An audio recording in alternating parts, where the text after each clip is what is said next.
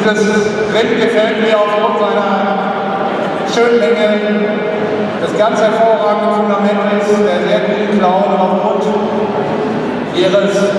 ihrer Ausstrahlung auch von der Seite läuft sie hier vor der Katalog Nummer 46. Da brauchen wir mitten anzuziehen. Sie ebenfalls sehr entwicklungsfähige Pferde. Sie bringt genügend Stärke, eine schöne Länge und sie läuft aufgrund ihrer Hinterbeine oder Hinterbeinwinkel vor der Katalog Nummer 40. Sie ebenfalls sehr milchtypische Pferde, die durch ihre ebenfalls guten Klauen zu überzeugen weiß. Und ich habe allen Jungs hinterlegt schon gratuliert zu diesen tollen Ringern, die sie auch toll vorgeführt haben. Und einen kräftigen Applaus für diese ganz starke Gruppe. Dankeschön.